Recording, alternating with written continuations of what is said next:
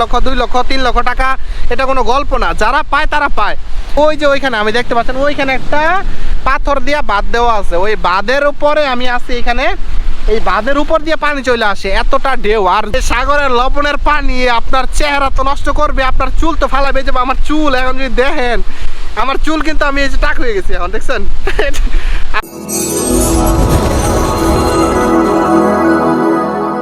অনেক দিন ধরে কোনো ব্লগ ভিডিও আমি করতে পারতেছি না। তার একটা কারণ হচ্ছে আমার গোপ্রোটা আমার সাথে নেই। আমার একটা ফ্রেন্ডের বিয়ে চলতেছে, তার বিয়ের জন্য আমার গোপ্রোটা আমার বন্ধুরে দিয়ে দিয়েছিলাম। আর সেটা হচ্ছে আমার মালদ্বীপিয়ান একটা ফ্রেন্ড, আমার সাথে কাজ করতো ভাই। আর মালদ্বীপের বর্তমানে কয়েকদিন ধরে আবহাওয়া যে অবস্থা খারাপ যাইতেছিল, যারা মালদ্বীপ থাকেন তারাই জানেন। আর যারা মালদ্বীপ সাগরের উপরে কাজ করেন ভাই, প্লিজ আপনারা একটু কেয়ারফুল থাকবেন। দেখেন আমি এখন সাগরের সাইডেই আছি, কিন্তু এত বাতাস, আমার নাক মুখ সব কিন্তু সাগরের যে লবণের পানি, ওই পানিতে মানে জ্বলতাছে এখন, এই অবস্থা। কেউ সাগরের যারা মালদ্বীপ সুখের মনে করেন ভাই, এতটাও সুখ না, আবার অনেকটা সুখও, ঠিক আছে? সুখ না হইলে, কষ্ট না থাকলে কিন্তু সুখের মুখ দেখা যায় না। এরকমই যেমন মালদ্বীপ টাকা পয়সা আছে, এমন কষ্ট আছে। মালদ্বীপে বর্তমানে যারা স্পিডবোটে কাজ করতেছেন বা সাপ্লাই দনিতে কাজ করতেছেন, আমার মনে হয় না তাদের থেকে কষ্ট কারোর আছে। কারণ সারাদিন সাগরের উপর জার্নি করতে হয়। আর সাগরের যে অবস্থা ভাই বর্তমানে, এই দেখেন আমি সাগরে একদম পাশে, ঠিক আছে? ওই যে ওইখানে আমি দেখতে পাচ্ছেন, ওইখানে একটা পাথর দিয়ে বাঁধ দেওয়া আছে, ওই বাঁধের উপরে আমি আছি এখানে।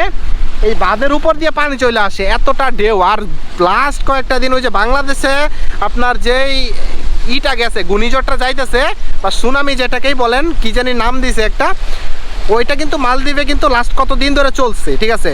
প্রত্যেক দিন এই যে হঠাৎ করে রোদ, হঠাৎ করে ঝড় তুফান শুরু হয়ে যায়। প্রত্যেক দিন আমি চিন্তা করতেছিলাম যে ভিডিও নিয়ে আসবো আপনাদের জন্য, কিন্তু আমি ভিডিও করতে পারতেছি না। যখনই বন্ধুরে যেহেতু আমার নিজের ক্যামেরাটা দিয়ে ফেলছি, আমার আরেকজনের ক্যামেরা দিয়ে ভিডিও করতে হয়। দুপুরবেলা তার ক্যামেরা নিয়ে আমি ভিডিও করার জন্য বিকালবেলা বৃষ্টি চলে আসে, আর তুফানের তো শেষ নাই। আর আজকে আসছি সাগরে, কিন্তু এখন প্রচুর পরিমাণে পানি, যে দেখেন প্রচুর পানি। ওই যে দেখতে পাচ্ছেন ওই সামনে একটা হচ্ছে আপনার ওই সামনে বাঁধ দেওয়া, ওই বাঁধের উপর দিয়ে পানি চলে আসে, এতটুক পানি। আর এখানে আমি সাগর পার বর্তমানে দাঁড়ায় থাকা যাইতেছে না। আর যত সুন্দর সুন্দর চেহারা নিয়ে মালদ্বীপ আসবেন, এই সাগরের লবণের পানি আপনার চেহারা তো নষ্ট করবে, আপনার চুল তো ফালাবে। যে আমার চুল এখন যদি দেখেন, আমার চুল কিন্তু আমি এই যে টাক হয়ে গেছি এখন, দেখছেন? আমি কিন্তু চুল ফালাই দিছি, কারণ যেই পরিমাণ চুল যায় লবণের পানিতে। সারাদিন যখন ডিউটি করি সাগর পার, ডিউটি থেকে আইসা নিজের চিনি না, কারণ সাগরের বিচের মধ্যে থাকতে থাকতে ওই বিচের বাতাসে সাগরের পানি জলীয় বাষ্পের মতো আইসা মুখের মধ্যে যেমন লাগে। এখন গোসল করে আসছি, এখন যাই আবার গোসল করা লাগবে একটা ভিডিও শেষ করে। কারণ এই যে আমি 10 মিনিট ধরে এখানে কথা বলতেছি, এই কথা বলার মাঝখানে আমার মুখ পুরোটা ভিজা গেছে সাগরের পানিতে।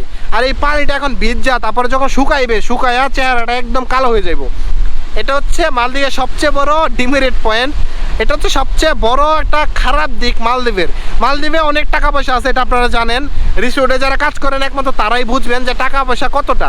আর যারা ব্যবসা করতেছেন বড় ওরাও জানবেন যে প্রচুর টাকা পয়সা আছে।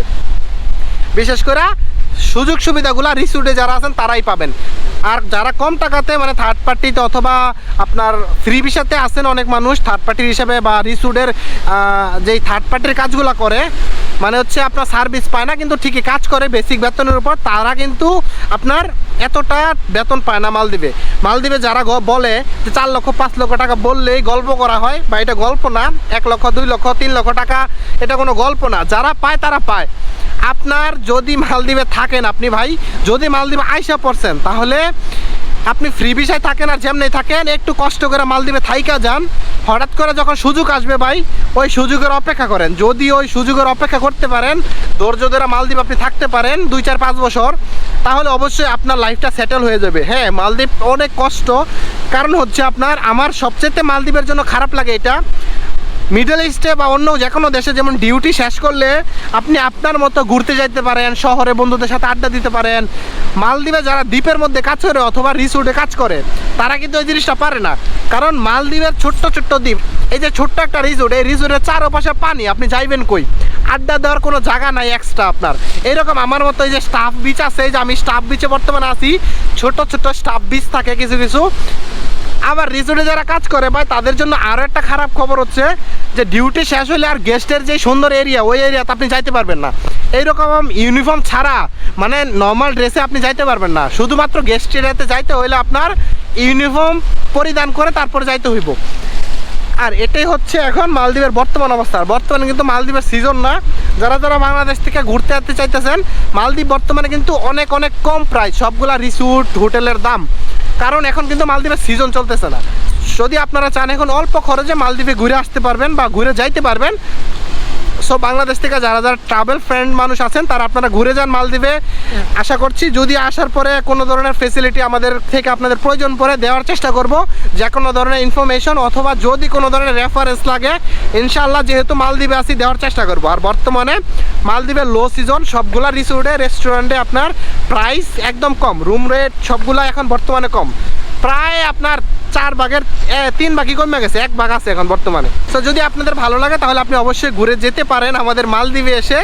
আর কথা বাড়াচ্ছি না, আর আপনারা কী ধরনের ভিডিও চান তাহলে বলবেন, আর আমি ক্যামেরাটা নিয়ে আসার পরে আমি রেগুলার ভিডিও দিব আবার, যেহেতু ক্যামেরাটা আমার বন্ধুরে দিয়ে দিছি, তার নিজের বিয়া, এখন বন্ধুর মানুষের বিয়া, এখন না দিলে কিরকম খারাপ দেখা যায় না, আমার ক্যামেরা আছে তারপরেও দিয়ে দিছি, ওই নিয়ে আসলে আমি রেগুলার ভিডিও নিয়ে আসবো। সেই পর্যন্ত আপনারা সবাই সুস্থ থাকুন, ভালো থাকুন, আসসালামু আলাইকুম।